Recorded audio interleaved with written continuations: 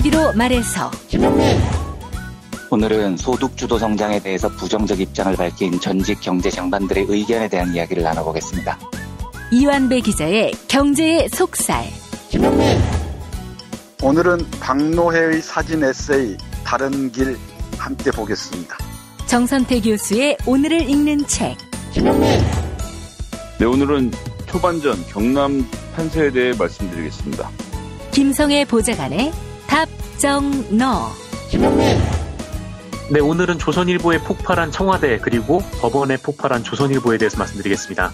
정상근 기자의 오늘 미디어. 김용민 브리핑. 잠시 후 시작합니다.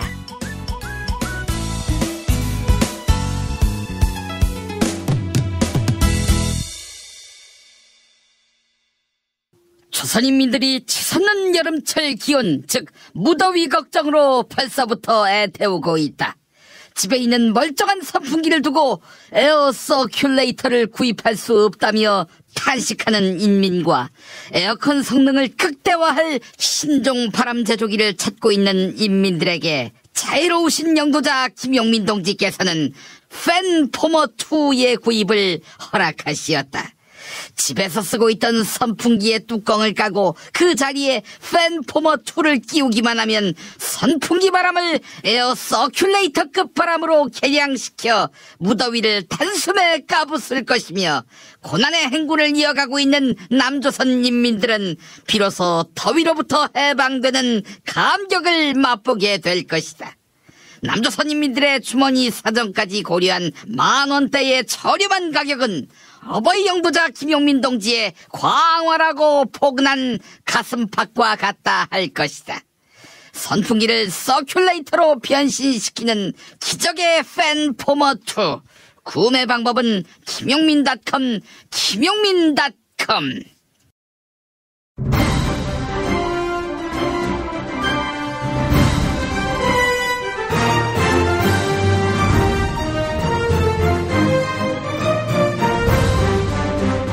김용민 브리핑.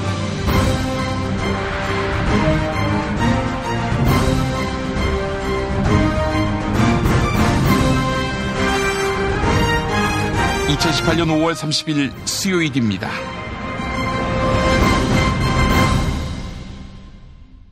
우리는 지금 하늘이 내려준 기회를 맞고 있습니다. 분단의 아픔과 전쟁의 공포를 벗어던질 수 있는 혹입니다.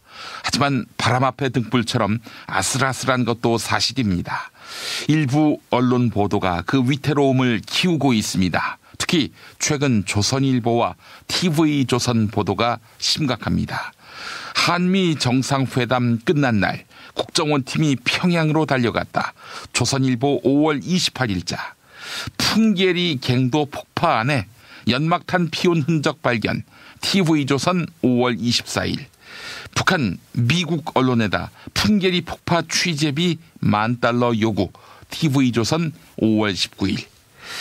사실이 아닐 뿐 아니라 비수 같은 위험성을 품고 있는 기사들입니다.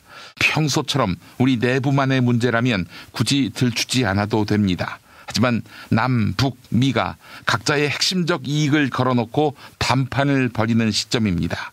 말 한마디로 빚어진 오해와 불신이 커질 수 있습니다.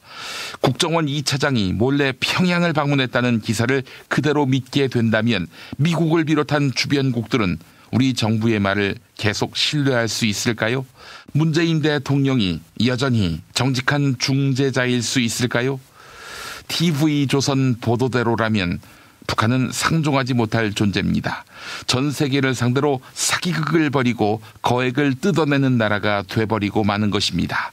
만약 북한이 아닌 다른 나라를 이런 식으로 묘사했다면 당장 법적, 외교적 문제에 휘말렸을 것입니다. 그리고 이런 보도는 한 차례에 그치지 않고 후속 보도를 낳기 마련입니다. 여의도의 정쟁은 격화되고 국민들 사이의 파인골은 더 깊어집니다.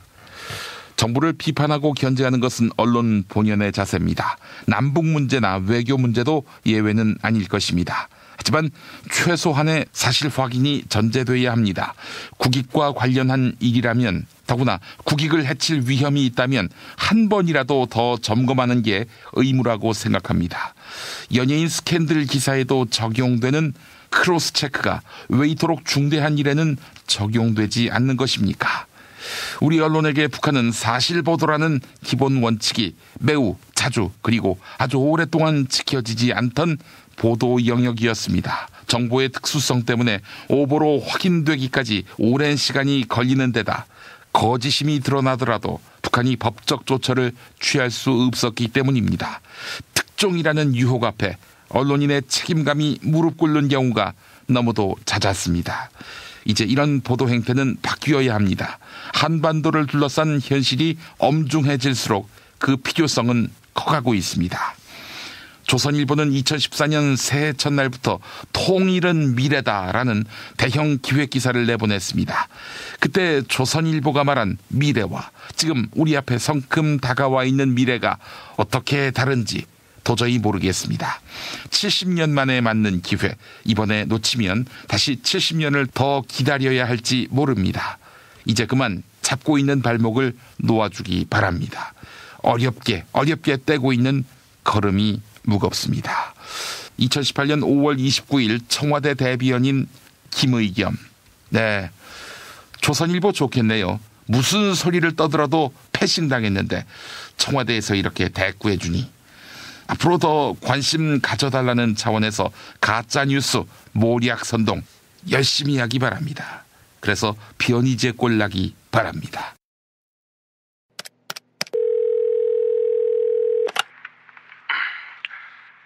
여보세요? 승건이니? 네, 개 선배님. 나 국가안보실장 됐다. 불법으로 정권을 찬탈한 육군한테 명예를 파셨다니 선배님 정말 유감입니다. 무엇이라? 유감? 이 새끼, 너 아주 행복한 모양이구나. 행복하긴요. 군 보급품 다 끊고 상하수도, 전기, 가스, 정유 공급 몽땅 차단하셨는데 행복할 수가 있겠습니까? 그래도 북한에서 지원받을 거 아니야. 개 선배, 다 아시면서 우리와 북한을 무리하게 엮지 마시죠. 마타도로서 국민의 눈과 귀를 흐린다고 거기에 휘말릴 국민이 몇이나 될까요? 야, 그래도 30%는 믿더라. 그런데 너 이거 녹음하고 있는 거 아니야? 용건만 간단히 말씀하시죠. 승곤아, 언제까지 힘들게 군생활 할 거야? 우리 협력해서 앞에서 끌어주고 뒤에서 밀어주는 사이가 되자. 그 얘기하려고 전화하셨습니까? 네가 강한 빛을 우리한테 넘겨주면 돼. 이보세요, 개진상 씨! 뭐? 개진상 씨?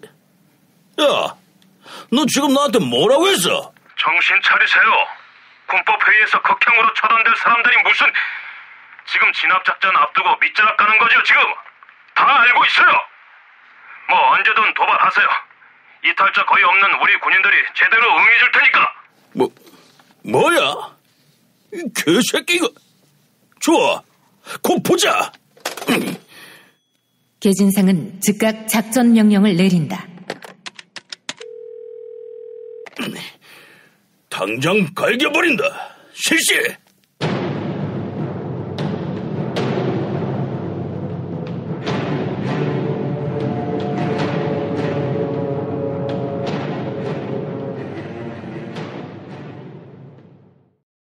김용민의 정치 판타지 제1화 컨틴전시 플랜 총 8부작인데요. 오늘 아침 6부가 올라왔습니다.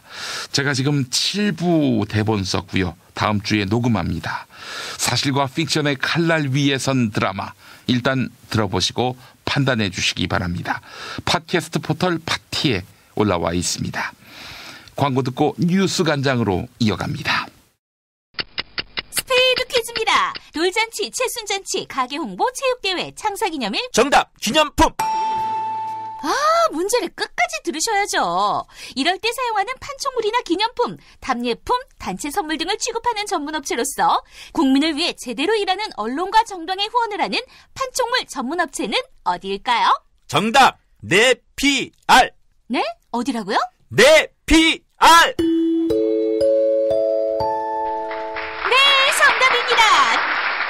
판촉물이나 단체 선물이 필요할 때 이왕이면 우리 편 회사 네피아를 찾아주세요. 인터넷 검색창에 네피아를 치시거나 032-519-4800으로 전화주시면 친절하게 상담해드립니다. 그런데 상품은 뭔가요? 네피아를 가서 고르세요. 3만 가지가 넘는 물품이 있어요. 탈모인 여러분, 샴푸 살 땐 반드시 천연 99% 이상, pH 5.5, 피부 자극 1% 미만인지 확인하세요. 2, 3일에 머리 하나 더 빠지는 걸 우습게 보지만 2, 3년이면 정수리만 1000개 차이 납니다. 그렇지만 샴푸로 머리가 나진 않으니 이미 빠진 곳은 어쩌냐고요? 뿌리 깊은 샴푸 두피 영양제가 있습니다. 보건복지부상, 에이펙 최우수 기술상, 발모 촉진 조성물 특허 99%의 효과, 식약처 인증으로 부작용 없는 유일한 모낭 영양제.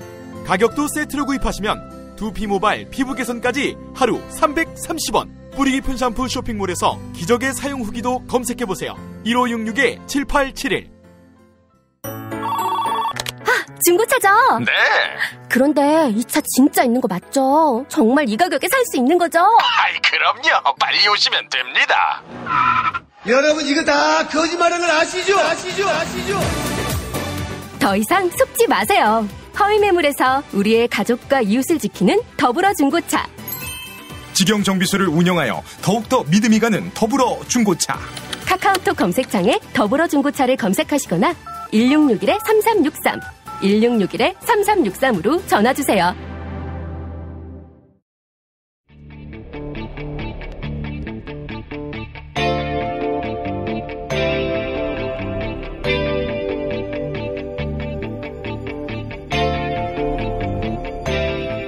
김용민의 뉴스 광장.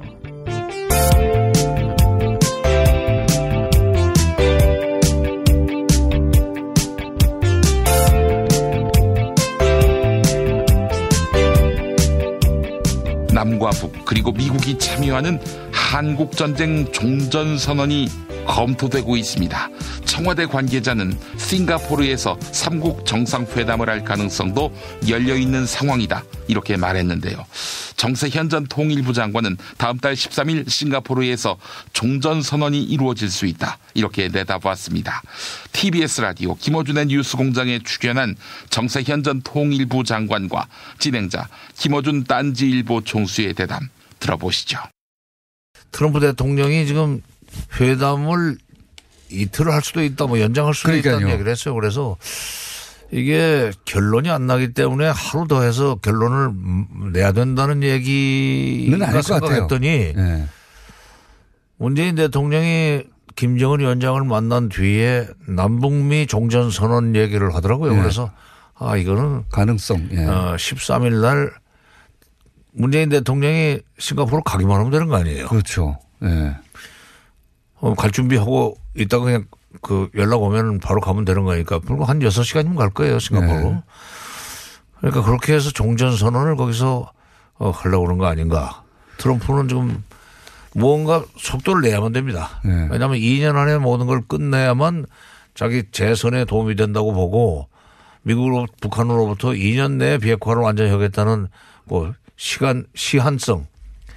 이 시한을 지금 약속받으려고 할 텐데, 그러려면 종전선언도 빨리빨리 하고 평화협정 체결 준비를 하고, 그 다음에 또 수교로 넘어갈 수 있는 무슨 연락사무소 설치 이런 것도 빨리빨리 추진을 해야 되니까, 그러려면 13일 날 종전선언을 위한 남북미 정상의 미팅이 있을 수 있다. 그러면 만약에 13일 날 남북미 3자가 종전선언은 사실 선언이니까요. 네. 예. 정치적인 선언이고 무슨 협정을 쓰는 건 아니니까 할 수 있는데, 그러면 중국이 왜 나는 빼는 거야? 이렇게 하지 않을까요? 글쎄, 처음에는 중국이 적극적으로 들어올 의향을 가지고 있었는데. 그런 것 같았는데요. 네, 같았는데 돌아가는 형세를 보고, 특히 트럼프 대통령과 시진핑 간의 간접적인 대화를 통해서 일단 종전선언은 빠져도 좋지만 평화협정은 우리가 반드시 들어가야 된다. 종전은 빠지고 평화는 돌아라. 이런 식의. 평화협정. 어차피 평화협정은 나중에 그것이 평화협정이 체결된 뒤에 이행 과정에서 여러 가지 보장 문제를 생각하면은 북한과 지리적으로 제일 가까이 있는 중국이 군사적인 측면에서 뭔가 북한의 행동도 견제를 해야 되고 위험한 행동은 미국의 행동도 억제를 해야 되기 때문에 중국이 관여를 해야 됩니다. 근데 이제 종전선언은 꼭 트럼프 대통령의 의지가 그쪽이라면 우리가 그것은 양해할 수 있다 하는 식으로 정리가 되지 않았나. 왜냐하면 문재인 대통령이 중국어 거론 안 했거든요. 아니요. 5월 4일 날 시진핑 주석하고 처음으로 통화가 됐을 때 남북 정상회담 한 뒤에 통화가 잘 안 되지 않았어요. 시방 갔다 그러고 연결이 안 됐는데 5월 4일 날 비로소 연결이 됐을 때 종전선언부터 중국이 들어와야 된다는 얘기를 문재인 대통령이 사실 했었어요. 그건 아마 시진핑 주석이 요구를 했겠죠. 아마. 그렇지. 그러니까 그런데 이번에 한미 정상회담 끝나고 와서는 남북미 종전선언을 얘기하길래 아마 그거는 한미 간에 합의가 됐을 뿐만 아니라 김정은 위원장도 합의가 되고 양해가 되고 중국도 얘기가 됐으니까 그런 얘기를 하지 않겠는가. 양승태 전 대법원장의 재임 시절 법원행정처가 박근혜 정부 청와대와 거래를 시도했다. 이런 의혹이 제기됐습니다. 대법원의 수건 사업인 상고법원을 설치하기 위해 재판들을 미끼로 삼았다는 건데요. 사법부의 협력 사례로는 KTX 승무원 해고 무효 소송이 포함됐습니다. 그래서 부적절한 거래의 피해자라고 할 수 있는 KTX 해고 승무원들은 김명수 대법원장과의 면담을 요구하고 있는데요. 김승하 철도노조 KTX 승무지부장은 양승태 전 대법원장을 수사해 사법정의를 바로 세워라 이렇게 목소리를 높였습니다. CBS 라디오 김현정의 뉴스쇼에 출연한 김승하 승무지부장과 진행자 김현정 앵커의 대담 들어보시죠. 너무가 어이가 없는 게 범죄 혐의가 없다는 것 자체가 그 판결로 인해서 저희가 얼마나 많은 피해를 입고 저희 조합원 한 분은 돌아가셨는데 정말 살인을 해놓고서도 아무도 책임지지 않는다는 게 이게 말이 정말 안 된다고 생각하거든요. 정말 그 보도 봤을 때 물론 짐작은 했었지만 그 희생된 우리 친구는 내 친구는 어떻게 되며 지나간 진짜 10여 년 넘게 보냈던 우리 세월은 어떡하며 그런데 아직까지도 아무도 책임을 지지 않겠다고 하는 이 태도가 너무 화가 나는 거예요. 그러니까 이제 특조단에서는 임종원 차장이라는 사람 개인의 일탈일 가능성이 있고, 그러니까 대법원이 이 판결들을 이렇게 했으니까 청와대가 도와달라고 압력 가하려고 좀 부풀려서 이렇게 치장한 문건일 수도 있다라고 판단을 한 거거든요. 그 사람이 무슨 소설가도 아니고 근거도 없이 그런 식으로 무책임하게 그런 서류를 작성하는 사람은 아닐 거라고 생각하고요. 네. 그것조차도 그럼 이제 공식적으로 수사를 해야 되지 않겠느냐. 그것조차도 그 말씀이세요. 그렇죠. 네. 자, 그러면은 이 누구까지 수사를 해야 된다고 보세요? 이 양승태 대법원에서 했잖아요. 우선은 제일 먼저 책임자가 그때 당시에 대법원장이라는 사람이 이 모든 판결을 지시 내렸다고 혼자 모르고 아랫사람이 알아서 할 수 있는 부분은 분명히 없다고 생각하거든요. 근데 이분은 지금 특조단의 조사도 거부해서요. 특조단 조사조차 받지 않은 상태거든요. 이게 수사가 경찰 수사, 검찰 수사가 가능할까요? 대법원장, 전직 대법원장을? 그분조차도 만약에 구속수사를 하지 못한다면 도대체 무슨 사법 정의를 바로잡겠다고 하는 건지 그 진정성도 의심스럽다고 생각을 합니다. 전직 대법원장 아니라 하긴 현직 대통령도 우린 지금 재판하고 수사하는데 알겠습니다. 아까 전에 동료는 세상을 떠나기도 할 정도의 상황들을 우리는 겪었다라고 말씀하셨는데 이게 어떤 분 얘기하시는 거죠? 저희가 원래 조합원이 34명이었는데 그 대법 판결 나고 한 분이 그 대법 판결 때문에 저희가 이제 받았던 임금이 다 부당이득이 돼버렸어요. 그러면서 빚이 1억 원이 개인당 이렇게 생기니까 그거에 대한 부담 그리고 솔직히 대법원 판결이 저희 지난 세월을 모두 송두리째 부정하는 거기 때문에 그런 것에 대한 자괴감 그 대법 판결이 나고 나서 저희들도 굉장히 힘든 상황을 겪고 있었는데 그 한 친구가 딸아이를 두고 네, 세상을 떠나는 일이 있었어요. 3살 아이 두고 세상을 떠난 그분이신 거죠? 네. 그 아이가 한 5-6살 됐겠네요, 지금. 네, 지금은. 재판 거래를 했다는 의혹과 관련해 법원 노조가 양승태 전 대법원장을 형사 고발하기로 했습니다. 판사 출신인 박범계 더불어민주당 의원 역시 양승태 전 원장에 대한 수사는 불가피하다, 이런 입장인데요. 이어서 사법부가 검찰의 수사를 자진 의뢰하는 것이 정상 회복의 첫걸음이다, 이렇게 덧붙였습니다. YTN 라디오 이동형의 뉴스 정면 승부에 출연한 박범계 더불어민주당 의원, 그리고 진행자 이동형 앵커의 일문일답 들어보시겠습니다. 검찰 입장은 수사 의뢰가 오면은 철저히 수사하겠다 입장인 것 같은데요. 또 김명수 대법원장은 사법부 수사도 배제하지 않겠다라고 얘기는 했습니다만 한 번도 이런 일이 없었지 않습니까? 막상 수사를 한다고 하면 대법원에서 또 반발이 있을 것 같기도 한데요. 검찰이 수사를 빡세게 하겠다 해도 어차피 압수수색이라든지 여러 가지 물적인 수사를 해야 되는데 그거 다 영장 발부를 법원이 하잖아요. 판사들이 하잖아요. 그런데 왜 법원 스스로가 불법이 아니라고 단정하고 수사 의뢰에 대해서 좀 머뭇머뭇거리면 어떻게 그 영장이 발부가 되겠습니까? 그래서 수사 의뢰를 자진해서 김명수 대법원장께서 하시는 것이 사법부 독립을 위해서도 바람직한 일이다, 이런 생각을 합니다. 그러니까 수사 의뢰를 하지 않으면은 양승태 전 대법원장 같은 경우에 강제 조사할 방법이 있겠느냐, 실질적으로 그런 의문도 있어요.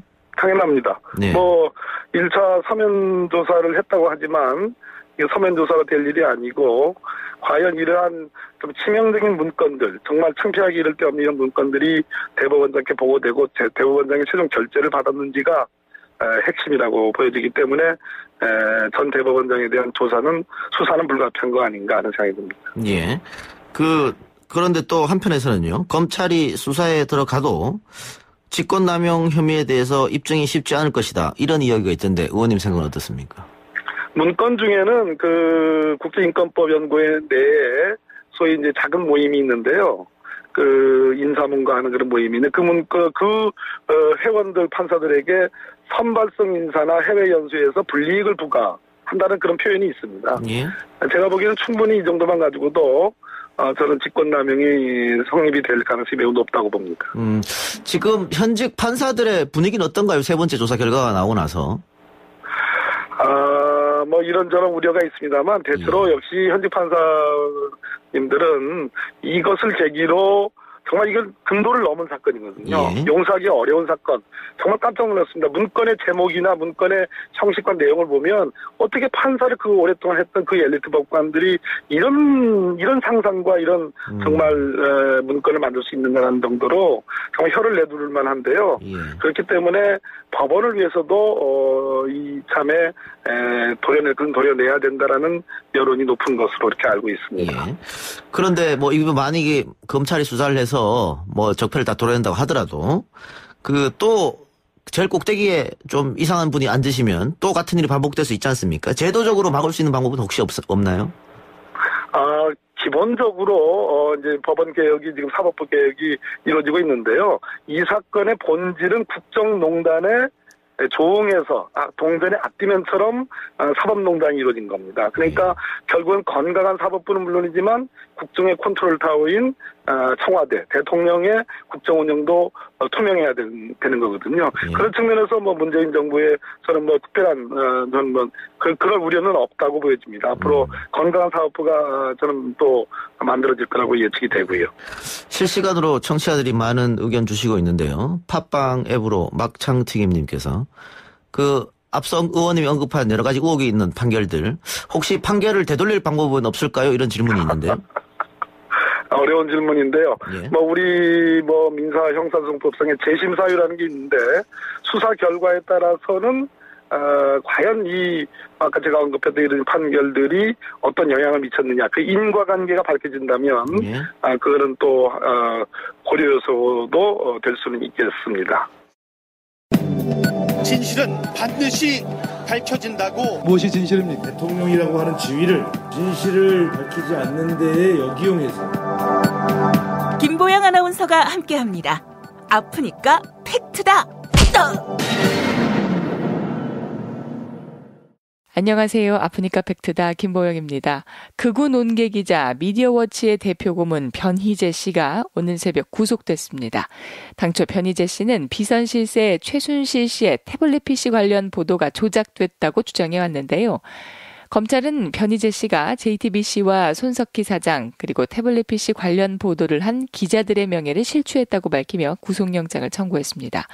특히 변희재 씨가 JTBC 사옥이나 손석희 사장의 집 앞까지 찾아가 시위를 했다. 가족들에 대한 위협 행위를 지속해 사안이 중한 점을 고려했다고 강조했는데요.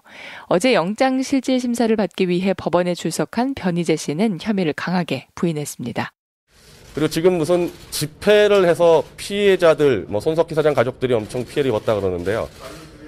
일단 지금까지 1년 6개월 동안에 JTBC와 손석희 사장 측은 언론중재위에 정정보도 요청한 적이 한 건도 없습니다. 가장 손쉽게 피해 구제할 수 있는 것을 한 번도 안 했고요. 출판금지 가처분 소송도 내지 않았습니다. 집회금지 가처분 소송도 내지 않았습니다. 아무런 피해 구제 활동도 하지 않다가 1년 6개월 동안 있다가 피해를 받았기 때문에 구속영장이 청구된다. 저로서는 도저히 납득할 수 없습니다. 변희재 씨의 구속으로 태블릿 PC에 관심이 집중되면서 관련 쟁점을 다시 짚어봤습니다. 최순실 씨는 태블릿 PC를 본 적도 없다는 입장을 고수했는데요.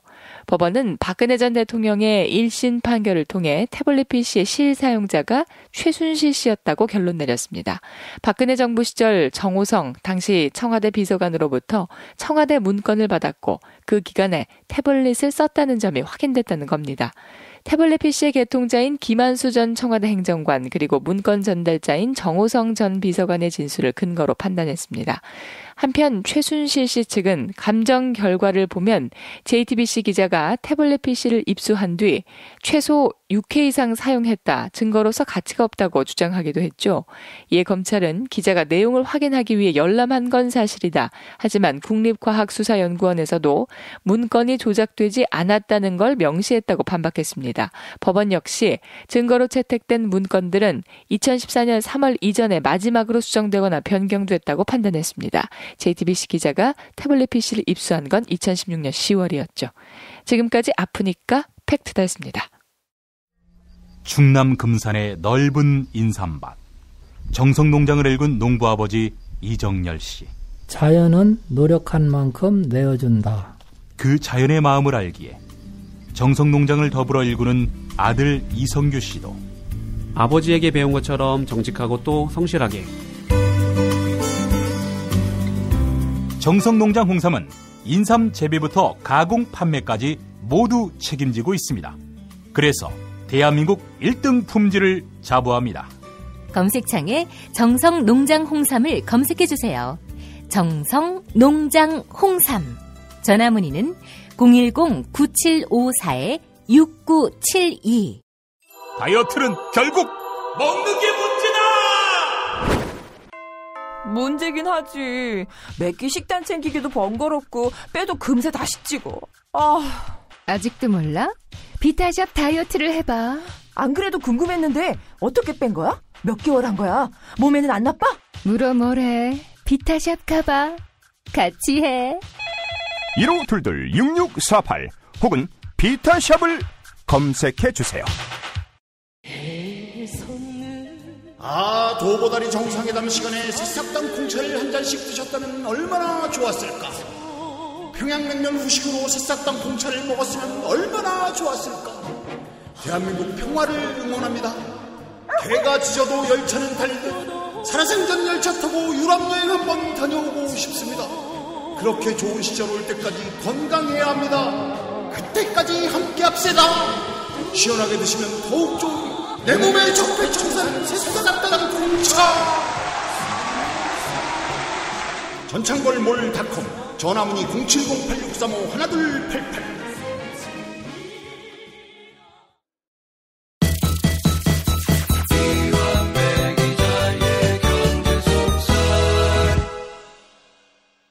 (2017년) 문재인 정부가 처음으로 주관한 우리 술 품평회 증류주 분야 최우수상을 수상한 작품입니다. 바로 문경 사과로 만든 와인을 증류해 맛과 향이 부드러운 문경바람. 네, 최저가에 경험해 보시기 바랍니다. 김용민닷컴에서 최저가로 만날 수 있습니다. 경제의 속살로 이어갈까요? 민중의 소리 이완배 기자 함께하겠습니다. 이완배 기자님. 네, 안녕하십니까? 예, 자 오늘 어떤 이야기 해볼까요? 예, 오늘은 월요일자에 한국경제신문에 등장했던 경제 뉴스 하나를 점검해보고자 합니다. 한국경제신문에 보도된 제목은 소득주도 성장, 절대 빈곤 때나 통했을 정책, 저소득층 더 힘들어져 라는 제목이었고요. 부제가 소득주도 성장 이대로 좋은가, 전직 경제장관 10명의 긴급 정책 제언 이렇게 돼 있습니다. 전직 장관들이 어디 출신들입니까? 네, 이제 그게 중요한 겁니다. 그 이야기를 드리겠습니다. 이게 김대중 노무현 때 전직 장관 5명이 지금 포함이 돼 있어요. 그래서 이 기사가 지금 대문짝만하게 보도가 된 겁니다. 기사에 보면 소득주도 성장은 문재인 정부가 지난해 5월 출범하며 들고 나온 핵심 경제 정책이다. 최저임금을 올려 가계소득을 늘려주면 어쩌고 저쩌고 하는데 교과서에도 없는 이론이다. 뭐 정부가 검증되지 않은 이론으로 전례 없는 실험을 하고 있다. 뭐 이런 이야기를 써놨어요. 이건 근데 늘 했던 이야기니까 뭐 그냥 대충 생략을 하겠습니다. 헛소리니까요. 그런데 이 기사가 나온 이후에 여러 경제학자들 사이에서 상당히 화제가 됐던 모양입니다. 제가 아는 진보적인 학자분들이 SNS를 통해서 이 기사를 인용을 하면서 한마디씩을 하시더라고요. 그래서 왜 이런 뻔한 기사가 화제가 됐는지를 보니까 이 전직 경제장관 10명 중에 김대중 노무현 정부 때 경제장관이 5명이 포함이 돼 있습니다. 그리고 이명박 박근혜 정부 때 경제장관이 5명. 그래서 10명이에요. 그리고 그 중에 9명이 소득주도 성장은 엉망이다. 그 정책에 반대한다. 라고 주장을 했다는 거죠. 왠지 일단 이렇게 해놓으니까 굉장히 뭔가 객관적으로 보이는 그림이 나오죠. 지금의 소득주도 성장론이 심지어 김대중 노무현 시대의 장관들조차 동의하기 어려운 매우 한심하고 검증되지 않은 이론이다. 이런 뉘앙스를 풍기기에 딱 좋게 기사가 설계가 돼 있습니다. 그래서 이제 저도 이 기사를 주의 깊게 봤는데 우선 10명의 의견 중에 보수정부 때 일했던 장관 5명 의견은 쌩까겠습니다. 뭐 이 설문에 유일호가 포함이 돼 있던데 유일호가 뭔 제대로 된 소리를 했겠습니까? 그러니까 지금부터 이제 우리의 관심사는 김영민 PD님께서 처음에 물어보셨듯이 김대중 노무현 두 정권 때 주요 경제 장관들의 인용만을 살펴볼 겁니다. 근데 제가 이 이야기를 본격적으로 드리기 전에요. 우선 이분들의 처신에 대해서 상당히 아쉬운 대목이 하나 있어요. 설문에 응한 분들이 진념, 전윤철 이 두 부총리는 김대중 정부 때 부총리였고요. 최종찬 건설교통부 장관 이 사람은 노무현 정부 때 초대 건교부 장관이었고 이현재 부총리, 한덕수 부총리 요 두 사람은 노무현 정부 때 경제부총리였습니다. 그런데 요 중에 한덕수 부총리는 소득주도 정책에 대해서 찬성을 했어요. 그러니까 한덕수 부총리를 빼고요. 진념, 전윤철, 최종찬, 이현재 이 네 사람이 소득주도 성장 정책에 반대한다라는 뜻을 보였다는 겁니다. 그런데 저는 전직 고위 경제 관료로서 또는 학자로서요. 그런 소신이 있을 수 있다고 생각합니다. 그건 뭐 공부를 하다 보면 의견이 달라질 수 있어요. 그런데 제가 학자분들이나 은퇴한 고위 관료분들 중에 이 나이가 좀 드시고 현직에서 많이 멀어지신 분들 중에요. 조중동이나 매경, 한경같이 의도가 굉장히 분명한 신문사의 인터뷰나 설문에 너무 척척 응해주시는 태도가 저는 개인적으로 아주 불편할 때가 많아요. 왜냐하면 조중동이나 매경, 한경 같은 신문은 이 신문이 전직 경제관료 학자들한테 접근을 하는 거면 적어도 학자라면 이게 강파성을 가진 접근이라는 걸 알아차려야 됩니다. 그리고 조중동, 매경, 한경의 강파성이 이 사회에 어떻게 악용되는지도 간파를 해야 되죠. 그래서 제가 바람직하다고 생각하는 학자의 행동은 예를 들어서요. 내가 은퇴한 학자이자 민주정부 전직 관료였거나 민주정부에 대한 기본적인 지지가 있어요. 그런데 내 학문적인 소신으로 문재인 정부의 소득주도 성장이 마음에 안 들 수 있습니다. 이건 이럴 수 있는 겁니다. 그런데 이때 조선일보가 인터뷰를 하자고 옵니다. 그러면 저라면 거절하겠습니다. 왜냐? 물론 나는 소득주도 성장론에 대해서 비판적인 입장이지만 기본적으로 민주정부를 지지하는 사람으로서 혹은 과거 민주정부에 몸담았던 사람으로서 내 주장을 조선일보 입을 빌어서는 할 수 없다. 그게 이 사회에서 민주정부를 뒤흔들려는 마수에 이용될 것이기 때문이다. 라는 생각 정도는 좀 기본적으로 가지셨으면 좋겠습니다. 그리고 자기가 하고 싶은 이야기가 있으면 SNS를 통해서 하거나 자기 기고가 가감없이 반영되는 곳에 기고를 하면 돼요. 그런데 적지 않은 학자들이나 전직 관료들이 조중동이나 매경 한경이 접근을 하면 그 인터뷰를 덥석 물어버립니다. 근데 그게 어떻게 활용될지 몰랐다는 게 말이 되나요?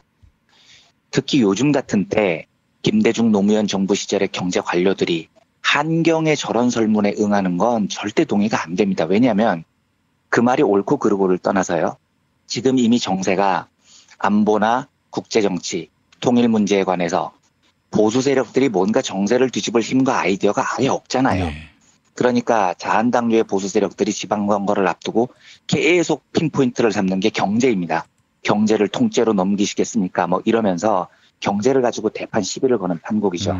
물론 저는 자한당류의 지금 경제가 안 좋다는 해석에 1도 동의하지 않지만 백보를 양보해서 진념 장관, 전현철 장관, 이현재 장관 이분들이 소득주도 성장에 동의하지 않고 지금 경제 지표를 안 좋게 본다고 쳐요. 그런데 그 이야기를 이 매체를 통해서 하면 자기가 동의하지 않는 그 부분만 똑 떼내서 보수 언론이 어떻게 활용하고 싶은지 그게 안 보이냐고요. 만약에 그게 안 보이면 학자나 관료하고 있으면 안 되는 거죠. 예를 들어서 진념, 전윤철 두 장관 같은 경우는 김대중 대통령을 모셨던 사람입니다. 그러면 이 두 사람이 굳이 문재인 정부의 소득주도 성장이 마음에 들지 않으면 이따위 설문에 응할 게 아니고요. 기고나 SNS를 통해서 지금 정부가 내가 모셨던 김대중 대통령의 꿈이었던 한반도 평화를 아주 잘하고 있어서 참 감격적이고 고맙다. 다만 경제학자로서 경제 정책 면에서 보면 이런 건 내 의견에 맞지 않는다. 이런 식으로 자기 의견을 냈다면 제가 뭐라고 안 합니다. 그런데 이번 한경에 난 기사를 보면 그분들의 워딩은 지금 자한당류가 이번 선거에서 사용하려는 경제가 개판이다 라는 프레임에 딱 이용되기 좋은 워딩만을 지금 골라서 하고 있는 겁니다. 그러니까 제가 좀 심하게 이야기하면 이 두 분은 김대중 대통령 이름에 먹칠을 하고 있는 거죠. 예를 하나 더 들자면요. 이건 아마 저희 청취자분들이 별로 관심이 없으셨을 텐데 5월 11일인가요? 중앙일보의 윤소영 한신대 경제학과 교수가 인터뷰를 한 적이 있습니다. 서경호의 직격 인터뷰라는 인터뷰였고 굉장히 긴 인터뷰였어요. 그리고 윤소영 교수는 그 이름과 달리 남자 교수님이시고요. 1980년대, 90년대까지 우리나라의 대표적인 마르크스 경제학자였습니다. 그런데 이 윤소영 교수 인터뷰 제목이 남한에서 마르크스주의는 노동자주의 때문에 타락했다 이렇게 돼 있더라고요. 그래서 이분이 또 왜 이러시나 싶어서 기사를 쭉 읽어보는데 노동자주의, 인민주의, 포퓰리즘 이런 걸 막 비판하면서 노무현식 인민주의가 부활하고 있다. 그런 인민주의를 정치가적 포퓰리즘이라고 부른다. 정치를 피아로 나눠 적대시하고 의회 정치를 무시하고 대중의 감정에 호소하는 것이다. 쇼통이라는 말이 나올 정도다. 소득주도 성장론은 경제학적 사기다. 기존의 성장론과 대비되는 반경제학이다. 이런 인터뷰를 하시더라고요. 그러더니 갑자기 요즘 역사, 유학, 문학을 중심으로 공부를 새로 하고 있다면서 특히 문학의 경우 소설가 이문열의 작품을 다시 읽고 있다. 우습게 들릴지 모르겠지만 이문열을 이해하기 위해 올여름 그의 고향 경북 영양에 내려가 볼 생각이다. 뭐 이런 말씀을 인터뷰에 하고 있으신 겁니다. 그래요. 그러니까 이게 참 웃을 수도 없고 이걸 어떻게 해야 되나 싶은 겁니다. 지금 윤소영 교수의 이런 발언은 마르크스 탄생 200주년을 맞아서요. 교조적인 입장이 아니라 학문적으로 지금도 열심히 마르크스를 공부하는 사람들을 얼마나 얼척없는 사람들로 만들고 있는 겁니까? 더 큰 문제는 5월 11일에 왜 이런 인터뷰를 중앙일보하고 하고 앉아 있냐는 겁니다. 굉장히 답답한 노릇이죠. 그러니까 이 인터뷰가 결국은 이문열까지 넘어오면서 웃긴 인터뷰가 돼버리는 겁니다. 제가 정치는 잘 몰라서 이 분야에 대해서는 의견을 내기가 좀 그렇지만 짧게 말씀드리겠습니다. 올해 3월에 최장집 교수가 중앙일보하고 장문의 인터뷰를 한 적이 있죠. 그때 한참 개헌 이야기 나올 때인데 촛불 정신 헌법 전문에 넣지 말자 이런 인터뷰를 길게 했던데요. 저는 그때도 참 이해가 안 되더라고요. 진보 정치학계에 거들어서 최장집 교수가 현 정부에 비판적일 수 있습니다. 얼마든지 그럴 수 있는 거예요. 그리고 우리나라 정치 지배 구조에 대해서 자신만의 의견이 있을 수 있죠. 정치학계의 거목인데요. 또 당시 문재인 정부가 제시했던 개헌안에 대해서 반대할 수도 있습니다. 이까지는 당연한 겁니다. 그런데 그걸 중앙일보하고 인터뷰를 하면 어떤 결과가 나올지 최장집 교수가 몰랐을까요? 만약에 몰랐다면 학자적으로는 너무 좀 나이브했던 겁니다. 왜냐하면 당시 최장집 교수 인터뷰 제목이 뭘로 뽑혔냐면 진보 거두 최장집, 문 대통령 제왕적 아니지만 구조적으로 제왕될 위험 이렇게 뽑혔어요. 그러니까 저는 그 제목이 최장집 교수의 진심이 아니라고 봅니다. 그 인터뷰 내용을 쭉 읽어보면 그런 내용하고는 약간 거리가 있어요. 그런데 그런 워딩이 있으니까 중앙일보는 문재인은 제왕이 될 것이다라는 말을 너무나 자극적으로 소화하고 싶어하는 신문이었잖아요. 아주 당파성이 명료한 신문이라고요. 그러면 그런 신문이 인터뷰합시다 하면 경험칙상 꺼지세요 하는 게 더 맞죠. 내가 인터뷰해야죠. 내가 요즘 개헌에 대해서 할 말이 많아요. 이게 맞겠습니까? 그러니까 저는 이런 게 학자들한테 되게 안타까운 겁니다. 여담이 좀 길었는데 이제 오늘 주제로 돌아오겠습니다. 그래서 김대중 노무현 두 대통령을 모셨다는 경제장관들 소득주도 성장은 집어치워라 라는 제안을 무려 한국경제신문에 내셨던데 이건 내용이 너무 유치찬란해서 보기가 어렵습니다. 우선 진념 장관님, 그 진념 장관님 워딩이 기업인을 죄인 취급하는 것은 위험 이렇게 뽑혔더라고요. 그런데 아니 누가 기업인을 죄인 취급했습니까? 청와대가 기업인을 죄인 취급했어요. 시민사회가 기업인을 죄인 취급했어요. 아무도 기업인이라는 이유로 죄인 취급하지 않았습니다. 죄를 지은 기업인만 죄인 취급한 겁니다. 그러니까 이재용이 죄를 안 지어서 지금 죄인 취급받고 있습니까? 지금 집행유예로 풀려나서 그렇지 이재용은 공식적으로 유죄 판결을 받은 상태예요. 죄인입니다. 죄를 지었으니까 죄인 취급하는 거죠. 조양호 일가가 죄를 안 지었어요? 하나 삼남 김동선이 죄를 안 지었습니까? 지금 뭔 소리를 하고 있는 겁니까? 그리고 하는 말이 기업이 고용을 늘릴 수 있도록 도와 저소득층 임금을 올려야 하는데 최저임금부터 급격히 인상하니 기업이 오히려 고용을 줄일 수밖에 없게 됐다는 것이다. 이렇게 멘트를 하더라고요. 근데 제가 여기서 진짜 빵 터졌습니다. 그러니까 최저임금 급격 인상이 기업을 죄인 취급하는 거랑 뭔 상관이 있습니까? 다 죽어가는 노동자들 살려보겠다는 거죠. 똑같은 논리인 거죠. 그런데 제가 진짜로 빵 터졌던 이유는 뭐냐면 김년 부총리님 2000년 8월에 재경부 장관 취임하셨죠. 그래서 이듬해 2001년 최저임금 얼마 올렸습니까? 그러니까 장관님 재경부 장관 하실 때 최저임금 16.60% 올랐습니다. 우리가 작년 최저임금 17.4% 올랐을 때 이게 17년 만에 최저임금 최대 인상폭이라고 기사에 썼거든요. 그 17년 만에 17년 전이 언제냐? 그때 재경부 장관이 진념 장관님 당신이셨어요. 그리고 그 이듬해 최저임금 인상률이 얼마였냐? 12.60%였습니다. 그때 진념 장관님 여전히 재경부 장관 부총리 하셨을 때죠. 이 말은 대한민국 역사상 최초로 2해 연속 최저임금을 10% 이상으로 올린 때가 그 2해가 진념 장관이 우리나라 경제 수장하고 있었을 때였다고요. 그런데 최저임금 인상이 기업을 죄인 취급하는 거고 최저임금부터 급격히 인상하니까 기업이 오히려 고용을 줄일 수밖에 없게 됐다는 거예요. 아니 본인이 장관할 때 뭐 하다가 지금 와서 그런 소리를 하는 겁니까? 그게 정말 소신이면 본인이 장관할 때 최저임금 2해 연속 10% 인상하는 거 막았어야죠. 지금 와서 무슨 소리를 하고 있는 거예요. 이러니까 제가 이런 분들의 이야기에 진정성이 안 담겨 있는 겁니다. 때에 따라서 시류에 따라서 말을 막 바꾸는 거죠. 전윤철 장관이요. 김대중 정부 시절 마지막 재경부 장관이었죠. 이분 이야기도 거의 개그 콘서트입니다. 제목이 소득주도 성장은 과거 절대 빈곤 시절에 통하는 정책. 제가 이거 읽고 한 5분 웃었는데 이 말이 일단 경제학적으로 맞고 틀리고를 떠나서요. 소득주도 성장이 과거 절대 빈곤 시절에 통하는 정책이었으면 우리나라가 절대 빈곤 시대에 소득주도 성장 정책을 펼쳤습니까? 이승만 박정희 때 복지 강화하고 노동자들 임금 높이고 이런 거 했어요?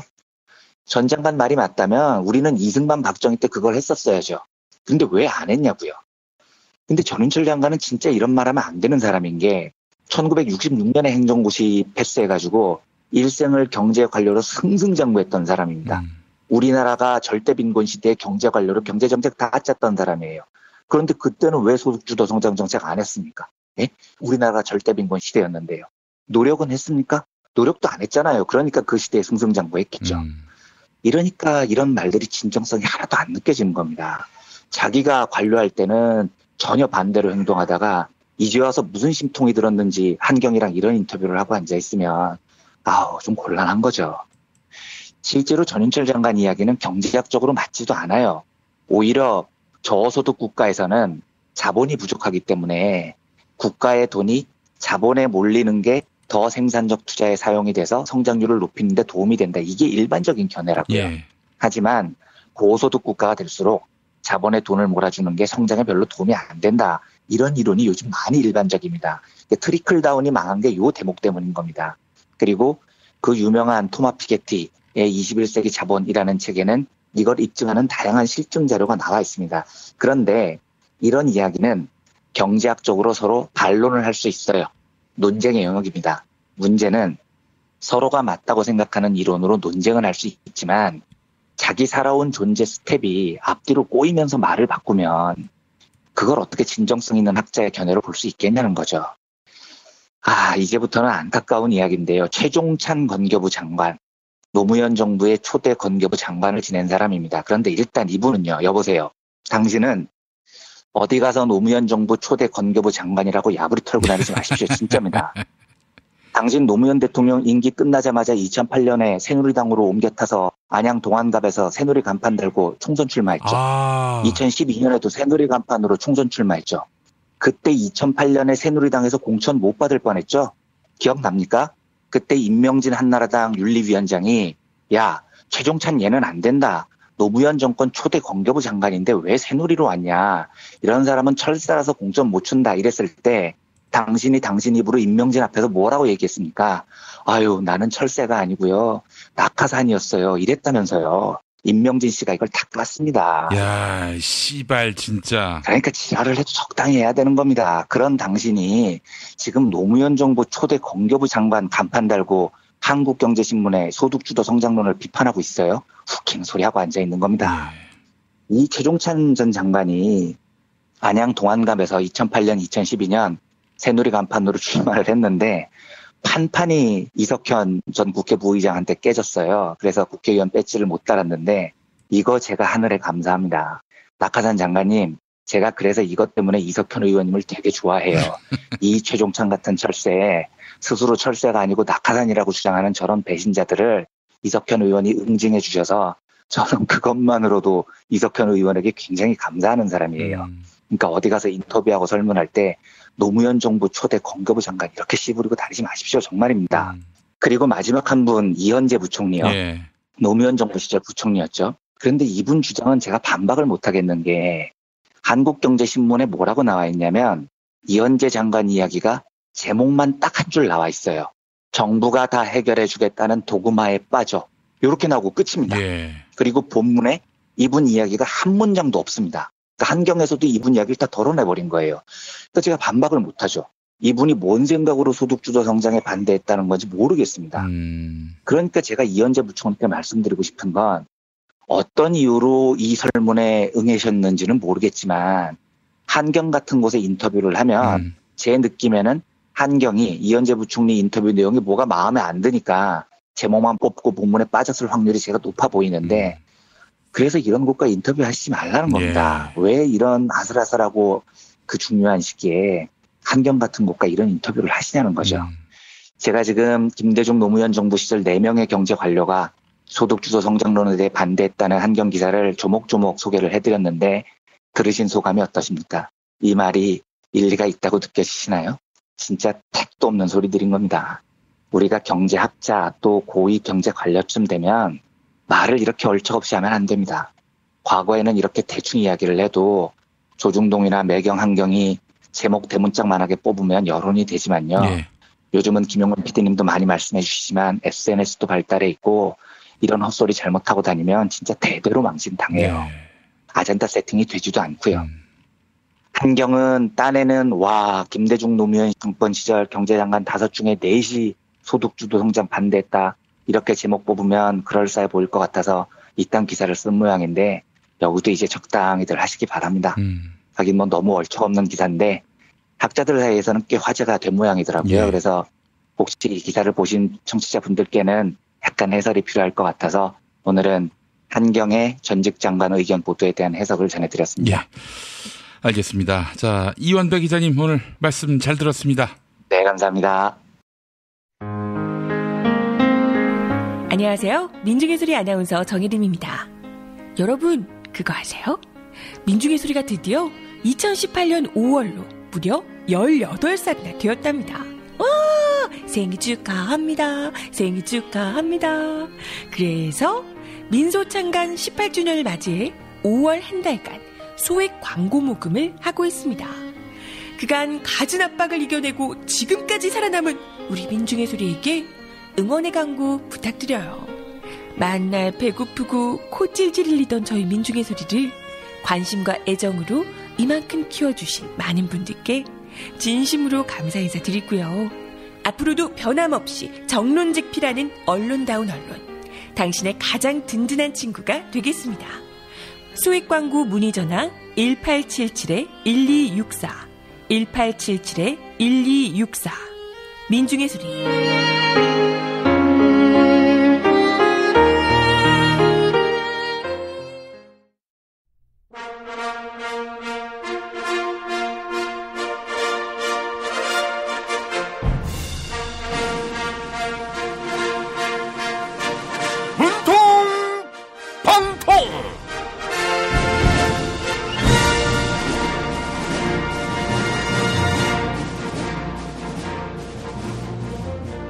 대통령 문재인입니다. 조선의 김영철 노동당 대남 담당 부위원장이 미국 뉴욕으로 갔습니다. 조미 정상회담을 위한 최종 조율에 들어간 겁니다. 그런데 최근 조선과 관련한 오보를 쏟아내고 있는 언론이 있어요.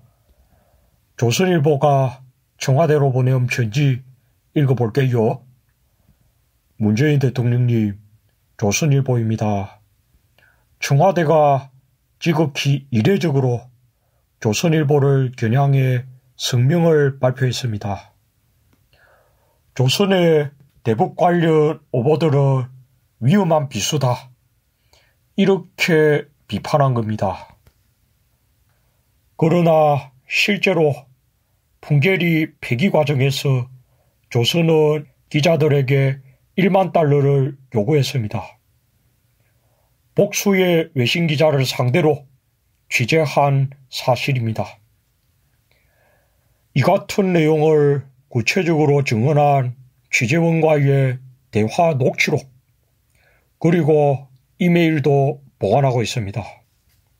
진실은 밝혀질 겁니다. 아이고, 조선일보가 청와대 논평에 발끈한 것 같습니다. 그런데 녹취록이나 이메일이 진짜 있는지 의심이 됩니다. 드루킹이 편지도 보낼 만큼 친한 것 같던데 드루킹이 조작해 준 거 아닙니까? 네? 절도는 해도 조작은 안 했다고요? 하하하하. 조선이 풍계리 핵실험장을 폐기하지 않고 연막탄을 피웠다. 이런 허무맹랑한 오보를 내기도 했잖아요. 이건 오보가 아니라 소설이에요. 풍계리에 가본 적도 없잖아요. 100번 양보해서 취재원이 그런 거짓말을 했다고 해도 조선일보는 크로스 체크도 안 해본 겁니다. 오죽하면 CVID는 조선이 아니라 조선일보가 이행해야 한다. 이런 말도 나와요. 완전하고 검증 가능하며 돌이킬 수 없도록 조선일보를 폐간하라는 겁니다. 조선일보는 한국정쟁 당시 김일성 장군 만세 이렇게 찬양하기도 했잖아요. 그때를 생각해서라도 조선과 관련한 오보 행렬을 멈추세요. 국민들이 지켜보고 있어요. 저는 내일 다시 찾아올게요. 생활인을 위한 꿀팁. 집 두 채에 월 10,000원 화재보험 카페. 화재 배상, 심지어 도난 피해까지. 여기에 더해 가전제품 고장 수리비까지. 연중 무휴라 언제든 02849-9730. 아이고 무릎이야. 무릎펜 몰라? 무릎펜? 무릎펜이라고 이번에 새로 나온 무릎 관절 보호대야. 네이버에서 무릎펜을 검색해봐. 상담은 010-2255-4489 최 과장을 찾아주세요. 차장님, 아직도 받은 명함 일일이 휴대폰에 저장하세요? 스마트폰으로 찍기만 하면 바로 입력해주는 리멤버가 있잖아요. 대한민국 대기업 임원 2명 중 1명이 사용하는 국민명함 앱 리멤버. 지금 바로 다운받으세요. 허리가 아파요. 아랫배가 나와요. 골반이 바로 서야 건강도 아름다움도 바로 섭니다. 바디로직을 입으세요. 토크밴드의 입체적인 탄력이 틀어진 골반을 바로잡습니다. 간편하고 확실한 골반 교정 타이즈 바디로직. 어렵사리 화장실에 마주하고 보니 왜 학문에 그렇게 힘을 주었나? 힘을 주었다 하면 안 되겠구나. 야 스르륵 나왔다 해야지. 미궁 장사랑에서 만나보시라요.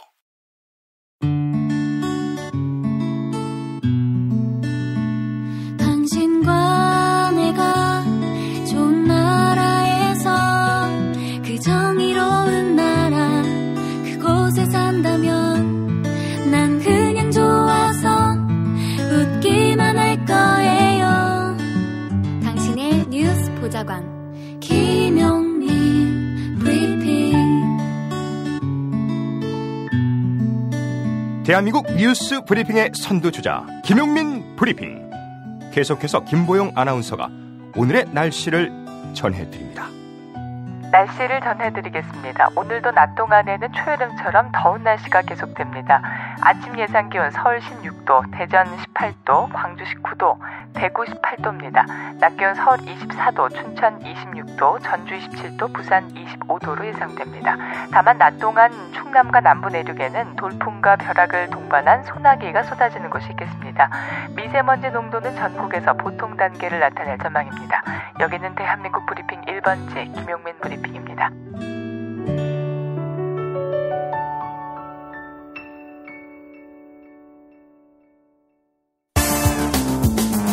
오늘을 읽는 책, 문학평론가인 국민대학교 국문학과 정선태 교수와 함께합니다.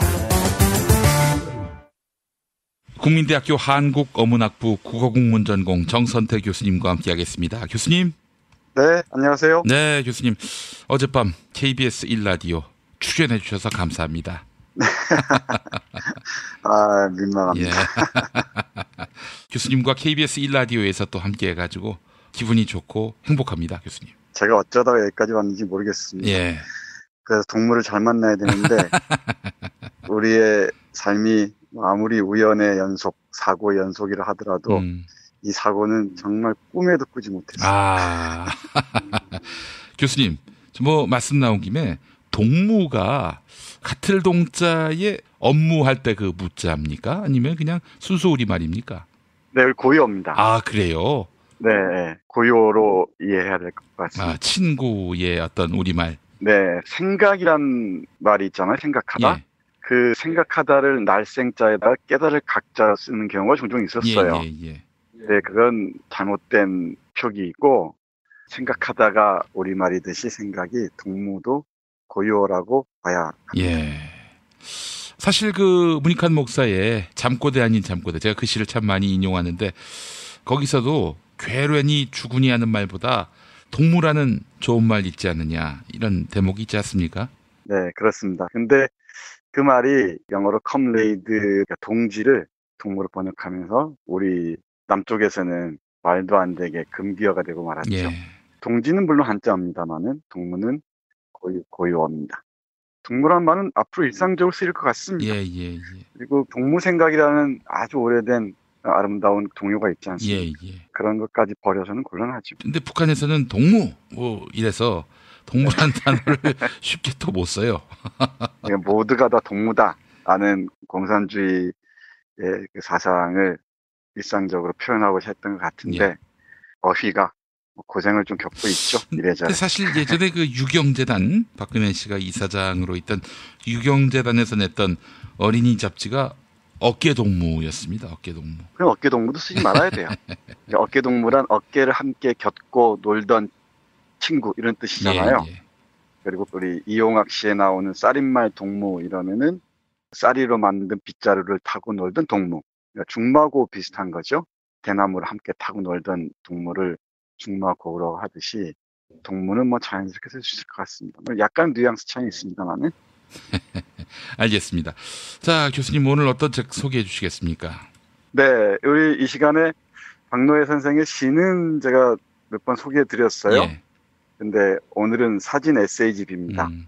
박노해 선생은 뭐 시인으로 워낙 유명하긴 하지만은 민주화 이후에는 뭐 여러 운동들, 반전 평화 운동, 그리고 생명 운동 쪽에 투신하고 계신 것 같습니다. 예. 아울러서 빛으로 쓴 시라고 할 수 있는 그 사진을 세계 각지, 이른바 그 고통받는 땅들을 돌아다니면서 사진과 에세이를 함께 엮는 작업들을 해오고 있습니다. 예.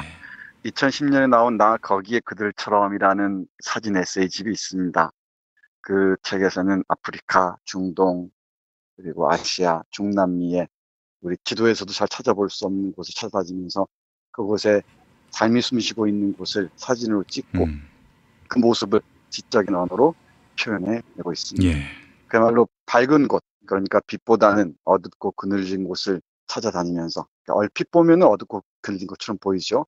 근데 그곳에 살아 숨쉬는 삶들, 생명들을 보면서 우리 인간의 오래된 미래를 보는 것 같습니다. 예. 오래된 미래란 제가 늘 말씀드리지만은 인간의 미래는 먼 미래에 찾을 게 아니라 오래된 과거에서 찾아야 한다는 판단에 근거하고 있는 게 이른바 오래된 미래의 사상입니다. 나와 거기에 그들처럼도 그렇고 오늘 제가 소개해드릴 다른 길이라는 이 사진 에세이집에서도 인도네시아, 파키스탄, 라오스, 버마, 인디아, 티베트 등 이른바 식민지, 독재, 전쟁, 자본이 곳곳을 핥히고 한 곳, 그곳들을 방랑자처럼 돌아다니면서 카메라에 담고요. 그 카메라에 담긴 모습들을 시적인 언어로 표현해내고 있습니다. 정말 아름답고 깊고 슬프고 쓸쓸하기도 하고 그런 책이어서 우리 청취자 여러분들께 꼭 권하고 싶습니다. 예. 사랑하는 사람들이 아주 많이 있는데 이 책은 제가 본 사진집 중에서는 5손가락 안에 꼽을 정도로 감동적입니다. 먼저 인도네시아 부분을 잠깐 보겠습니다. 왜 인도네시아 하면은 뭐 화산 떠올릴 수 있고요. 그리고 커피 떠올리죠. 그런데 이곳 역시 식민지 지배, 군부 독재, 소수민족 독립운동까지 정말 격동의 역사가 스쳐갔습니다. 그만큼 깊은 상처를 남기기도 했고요. 그런 와중에서도 이곳 사람들은 끈질긴 생명력을 이어가고 있습니다. 이 사진집의 특징이 바로 이런 점입니다. 노동하는 사람들, 그리고 상처로 고통받는 사람들, 그리고 눈여겨보지 않으면 보이지 않는 것들에 이 렌즈를 맞추고 있습니다. 화산의 선물이라는 제목이 달린 그 사진과 짤막한 글을 보면은 이렇습니다. 이곳에서 두 농부, 아마 부부로 보이는데 부부가 이 밭에서 일을 하고 있습니다. 저 멀리 화산이 보이는데요. 그리고 옆에 에세이 이렇게 글이 적혀 있습니다. 세계에서 화산이 가장 많은 나라, 인도네시아는 풍요로운 불의 땅이다. 화산은 두려움과 선물을 동시에 준다. 화산이 폭발한 자리에 탄생한 비옥한 대지는 혁명 같은 격동이 준 위대한 선물이다. 우리는 화산의 선물로 살아가고 있으니 나 또한 누군가의 선물이 되어야겠지요. 저 높고 깊은 곳의 농부는 허리 숙인 노동으로 이 무너지는 세상을 묵묵히 떠받치며 자신의 등을 딛고 인류를 오르게 하는 빛의 디딤돌만 같다. 비탈진 언덕에서 동하는 그 농부의 등을 보면서 자신의 등을 딛고 인류를 오르게 하는 빛의 디딤돌만 같다고 표현합니다. 예. 사진도 감동적이지만은 이 글도 감동적입니다. 사진 한 장 한 장 보시면서 글 한 편 한 편 읽으시면서 우리가 몰랐던 세계, 우리가 잊고 있었던 세계, 또 우리가 지나온 아득한 옛날을 떠올릴 수도 있을 것 같습니다. 그리고 찻잎을 따는 이마스라는 짤막한 글도 있습니다. 어떤 소녀가 차밭에서 찻잎을 따고 있습니다. 잠깐 볼까요? 예. 네덜란드의 식민지 지배 때 조성된 푼짝은 아시아 최대의 차 생산지다. 시선이 끝까지 굽이치는 장대한 산정 차밭에는 퍼렇게 멍든 역사와 노동자들의 눈물이 어려 있다. 새벽 안개와 찬 이슬에 온몸이 흠뻑 젖어가며 찻잎을 따고 있는 이마스의 한 달 벌이는 3만 원. 이곳에서 태어나 소녀 때부터 노동을 해왔다. 그런데 이마스는 어떻게 저럴 수 있을까? 어떻게 저런 표정, 저런 평정일 수 있을까? 이마스는 어떻게 저런 아름다운 슬픔일 수 있을까? 네. 차밭에서 찻잎을 따고 있는 22살 처녀 이마스의 표정에서 아름다운 슬픔을 읽어내는 시인의 시선이 정말 따뜻합니다. 제가 오늘 20장의 사진과 20편의 짤막한 에세이를 준비를 했는데 다 읽어드리면 김 PD가 뭐라고 할 것 같아요. 좀 아닙니다. 그 다음 잠깐 파키스탄으로 가보겠습니다. 파키스탄은 그야말로 그 만년설로 유명하고요. 그리고 인더스 문명의 시원이라고 할 수 있죠. 그런데 근대에 이르러서는 그야말로 지옥의 땅, 폭음과 불안과 긴장이 끊이지 않는 그런 땅이 돼버렸습니다. 그곳에서 우리 박노해 시인은 무엇을 보는지 보도록 하겠습니다. 이 힌두쿠시 고원의 양을 치는 부부라는 제목의 사진과 글입니다. 나이든 노 부부가 저 멀리 산을 배경으로 서 있고요. 저 뒤쪽으로는 구름인지 눈인지가 산을 덮고 있네요. 그리고 아내가 어린 양을 안고 있습니다. 이 사진을 두고서는 시인이 이렇게 쓰고 있네요. 저 힌두쿠시 산맥을 넘으면 아프가니스탄이다. 오늘도 미군의 무인 폭격기는 차가운 폭음을 울리며 아이들의 몸을 가르고 가족의 생사를 갈라놓는다. 아직 걷지 못하는 어린 양을 품에 안은 어머니는 이 어린 양도 제 어미와 동무들과 떨어지면 안 되지요. 가족을 떨어뜨리고 이웃을 갈라놓는 것은 그것이 무엇이든 선한 일이 아니지요. 라고 말했다고 적었습니다. 네, 이 사진 한 장이 던지는 울림이 대단하죠. 이 전쟁이 여기서는 미군의 무인 폭격기라고 얘기하는데 아이들의 몸을 가르고 가족의 생사를 갈라놓습니다. 이 사실을 아는 어머니는 어린 양을 품에 안고서 가족이든 이웃이든 갈라놓는 모든 것은 선한 일이 아니라고 얘기를 합니다. 그리고 또 한 장의 사진 보겠습니다. 박노해 시인이 관심을 기울이는 지점은 전쟁과 난민들, 그 노동이라고 제가 말씀드렸잖아요. 특히 난민들이 머무는 곳에 깊이 오랫동안 시선이 머무는 것 같습니다. 아프간 난민촌 소녀의 꿈이라는 사진과 글입니다. 아주 다 허물어질 듯한 집에 나무가 몇 그루가 있고요. 이 소녀가 그 나무에 물을 주고 있는 사진입니다. 그리고는 이렇게 적었습니다. 파키스탄에는 160만의 아프간 난민이 살고 있다. 국경 인근의 유서 깊은 페샤와르는 꽃의 도시라는 뜻인데 지금은 총이 도시가 되어 하루 걸러 총성과 폭음이다. 고향에서 피난 올 때 엄마가 품고 온 어린 나무에 소녀는 매일같이 물을 주며 귀향의 날을 기다린다. 아프간 제 고향으로 꼭 초대할게요. 달콤한 석류랑 포도랑 살구 케이크랑 듬뿍 먹고 우리 함께 파란 하늘에 연을 날려요. 이 나무가 제 키만큼 자라면 꼭 돌아갈 수 있겠죠? 아, 기다림은 산을 넘고 강을 건너 말리길도 걸어간다. 네. 이렇게 시인은 이 모습을 묘사하고 있습니다. 인도네시아와 파키스탄을 지나서 이제 라오스로 갑니다. 라오스 역시 정말 전쟁의 슬픔으로 가득한 곳이죠. 그렇습니다. 네, 이곳에서 수많은 부족들이 흩어져서 정말 힘겨운 역사의 시간을 통과해 왔고요. 그럼에도 이곳에도 역시 사람들이 살아가고 있습니다. 제가 이 라오스 편에서 주목한 사진 한 장은 석가래 쪽이라 그러죠. 여기에 매달린 옥수수입니다. 아마 종자로 쓰기 위해서 매달아 놓은 듯합니다.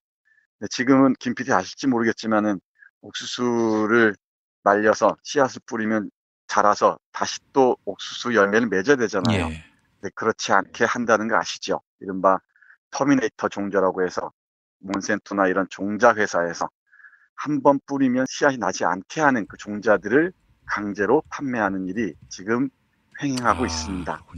언젠가 제가 다른 기회에 말씀드릴 텐데 GMO도 무섭지만은 종자를 독점하는 국제적인 종자 기업들 그것도 정말 심각한 문제죠. 그 파괴력은 씨앗을 말려버리는 그런 지경으로까지 치닫고 있는 것 같습니다. 예.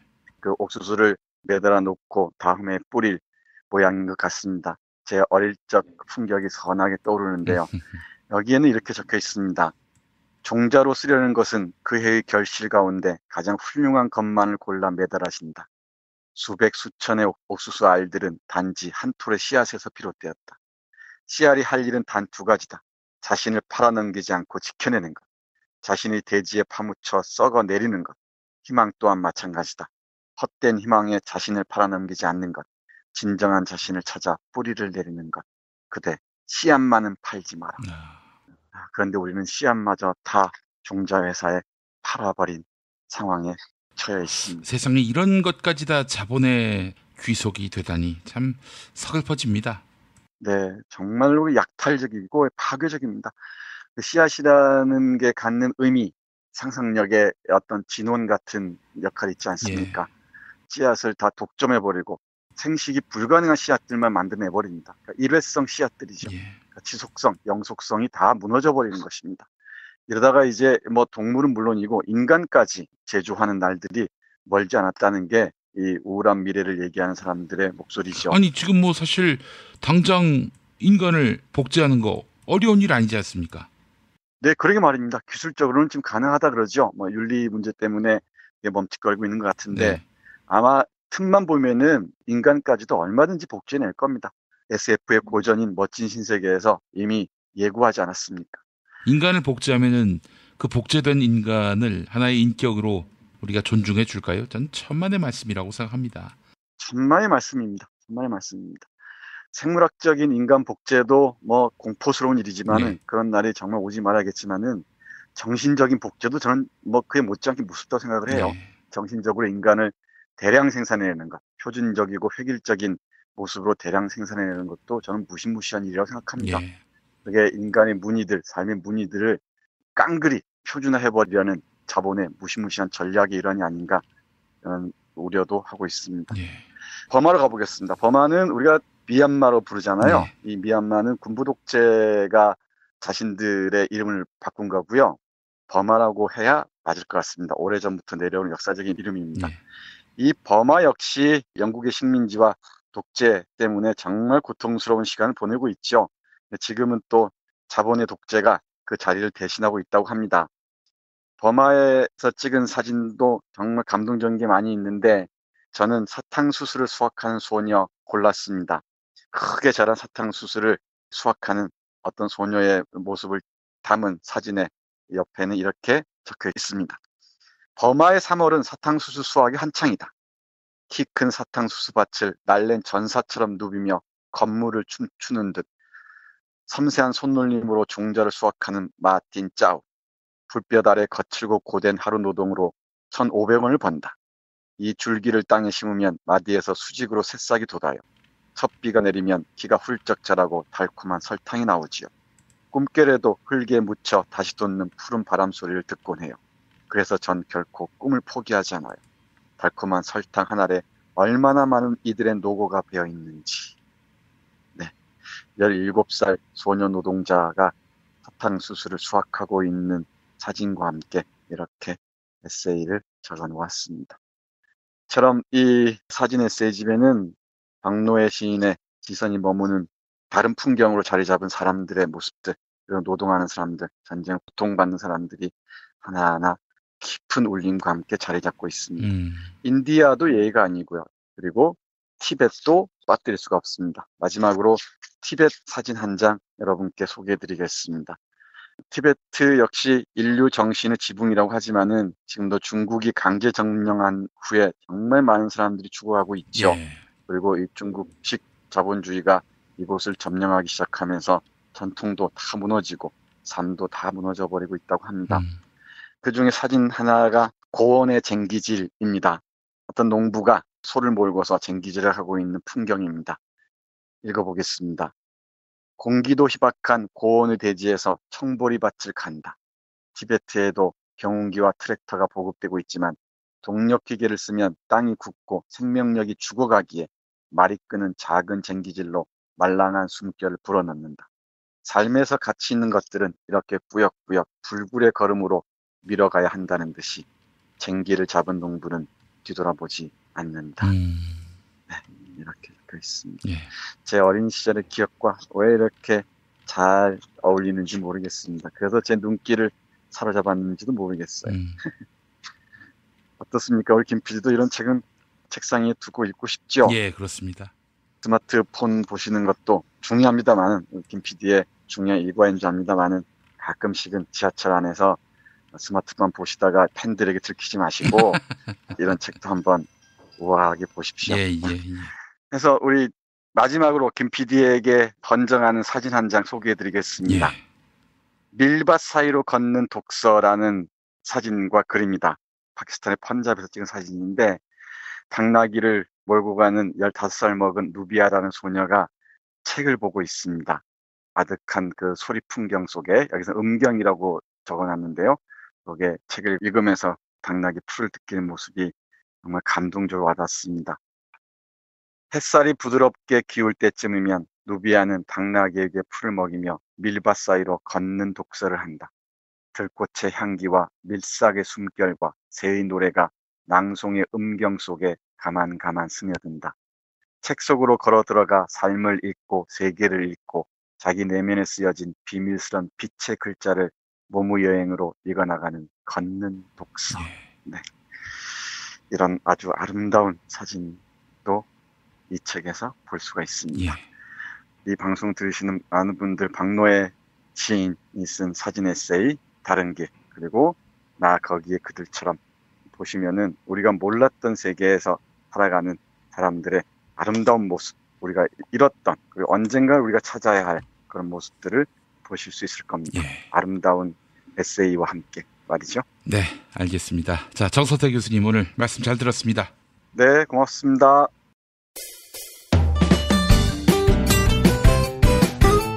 뉴스 폴앤메리 코너로 이어갑니다. 김용민 트위터 계정에서는 매일 설문조사가 진행되고 있습니다. 청와대가 조선일보와 TV조선의 대북 관련 오보에 유감을 표명했습니다. 사실이 아닐 뿐 아니라 비수 같은 위험성을 품고 있는 기사들이다. 이렇게 질타한 겁니다. 앞서 더불어민주당은 TV조선의 오보에 대해 방송통신심의위원회 조치 요청을 검토하고 있다고 밝힌 바 있는데요. 방송통신위원회는 TV조선에 어떤 조치를 취해야 한다고 보시나요? 오늘 새벽 2시까지 모두 3,122분이 설문조사에 참여해 주셨습니다. 94% 거의 모든 시민들은 TV조선의 종편 허가를 취소해야 한다고 응답해 주셨습니다. 관계자에 대한 징계 조치를 취해야 한다는 의견은 3%에 머물렀습니다. 과징금 조치 2%, 경고 조치는 1%에 그쳤습니다. 트위터를 통해 김용민 브리핑과 함께 하실 수 있습니다. 다스는 누구건님, 허가 취소 외엔 답 없습니다. 카미언님, 오보가 아니고 작정하고 거짓 보도하는 겁니다. 중요하고 살얼음판 같은 이 시기에 왜곡 보도는 범죄입니다. 설문조사에 참여해주신 여러분께 감사드립니다.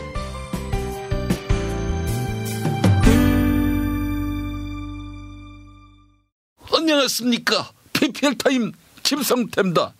비타샵에서 그린 스무디 다이어트 4주를 구매하신 분들 중 한 모씨, 아침 저녁으로 식사 대신해서 열흘 만에 5kg 감량했습니다. 한 잔 먹으면 전혀 배고프지 않고 아침에 속이 가벼워서 사실상 상쾌합니다. 1522-6648 1522-6648 혹은 검색창에 비타샵 사실상 검색하시기 바랍니다. 문재인 정부가 한반도 평화 운운하는데 이것은 쇼통에 가깝습니다. 김정은을 다이어트 시켜야 사실상 진정성이 있는 것입니다. 비타샵에서 그린 스무디 다이어트 4주를 구매해서 선물해야 할 것입니다. 더 피플 4인원 골드 터치펜 알고 계십니까? 아이패드 미니 등 스마트 기기 터치펜으로 또 볼펜으로 또 LED 라이트 기능에다 레이저 포인터까지 펜으로 할 수 있는 모든 기능 4가지 기능이 이 안에 담겨 있습니다. 기본 수량 100개면 74만 원대로 사은품, 반쪽물, 행사상품 딱이지요. 안칠수가 추천하는 더 피플 4인원 골드 터치펜 많은 사랑 바랍니다. 이 펜으로 투표장에서 안칠수 이름 옆에 동그라미 안 된다고요. 그거는 기표소 안에 있는 붓뚜껑으로 찍어야 한다고요. 그런 기능은 없군요. 실망입니다. 반촉물 전문 쇼핑몰 네피알 수만 가지 샘플이 있습니다. 많은 관심 바랍니다. 존경하고 사랑하는 국민 여러분, DJ입니다.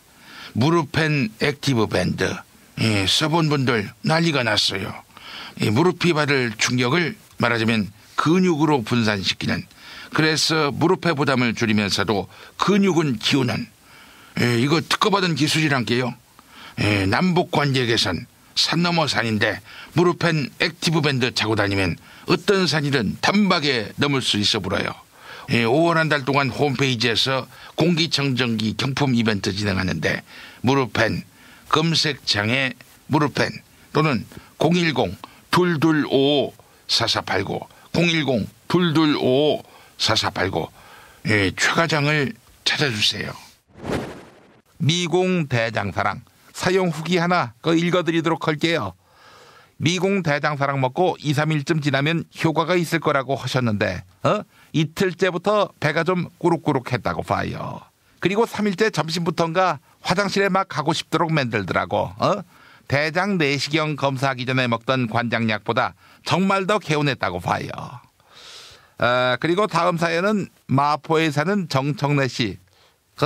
어디서 많이 들어본 이름인데. 안녕하세요.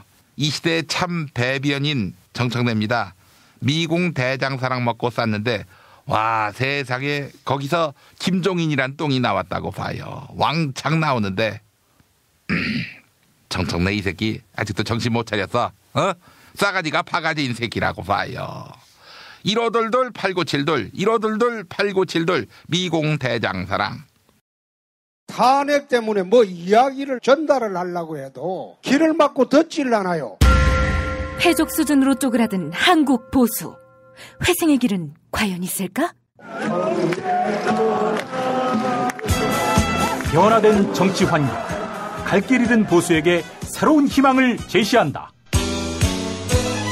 애국 보수의 화려한 부활과 집권을 위한 본격 가이드, 김용민의 신간, 보수를 지켜라. 진중권도 투표하는 보수 정당, 광주에서도 일당이 될 수 있는 보수 정당, 젊은이들의 입당이 줄을 잇는 보수 정당. 언제까지 민주당 정의당을 부러워만 할 것인가?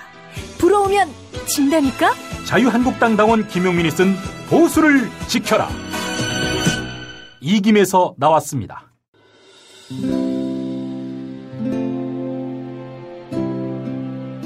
그러니까 목사님은 우리 남북 관계에 있어서도 큰 정기를 마련해 주셨습니다. 늦봄 문익환 목사 탄생 100주년.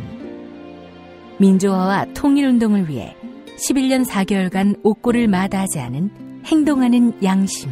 오늘 우리가 누리고 있는 이 민주주의 또 문익환 목사님 덕분이 아주 큽니다.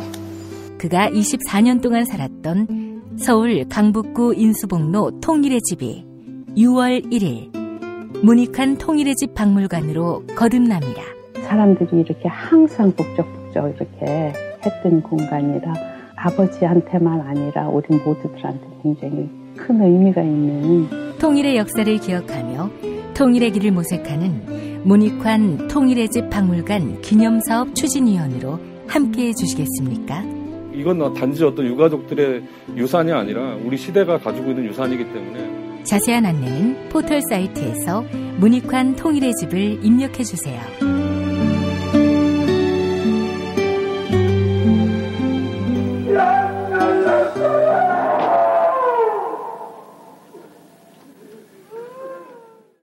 도올 김용옥 선생의 마가복음 강해로 여러분을 초대합니다. 이 마가복음이라는 게 대단히 중요합니다. 왜냐하면 복음서의 원형이기 때문에. 원형. 매주 일요일 아침 11시 서울 서대문구 충정로 20 서울 지하철 충정로역 9번 출구 앞에 있는 벙커원에서 도울과 만나세요. 율법을 믿으시겠다고? 신약이 율법의 완성이라고? 얼어빠질 그따위 기독교 내 입 앞에서 제발 입도 뻥끗 터지지 말아요. 그런 소리들은.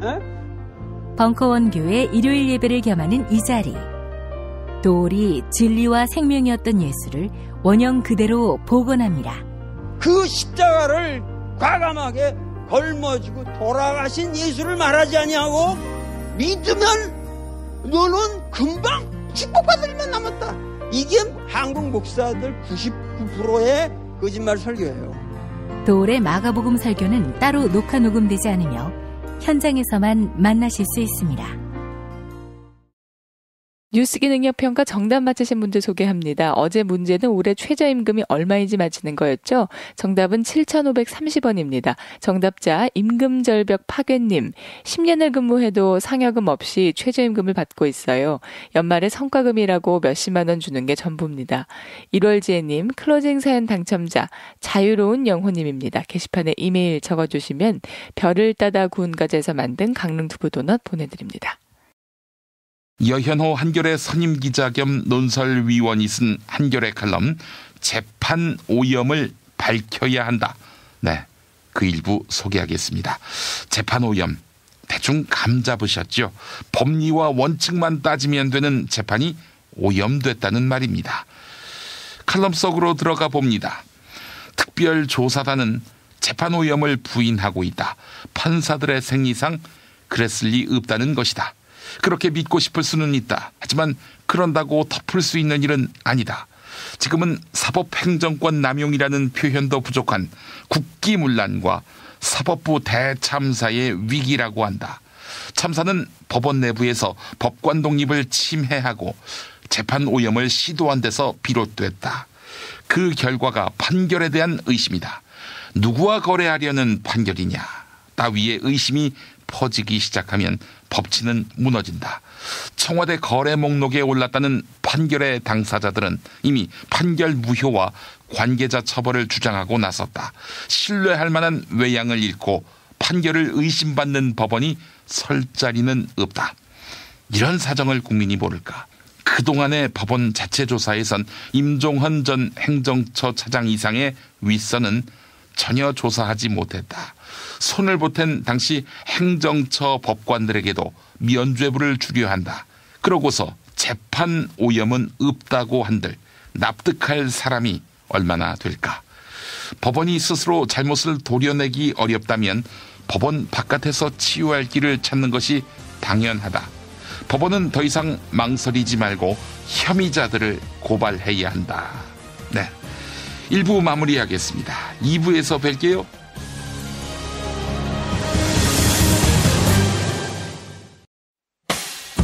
김용민 브리핑과 함께한 시간 어떠셨어요? 다음 시간에도 보다 바르고 알차며 즐거운 정보로 여러분을 찾아가겠습니다.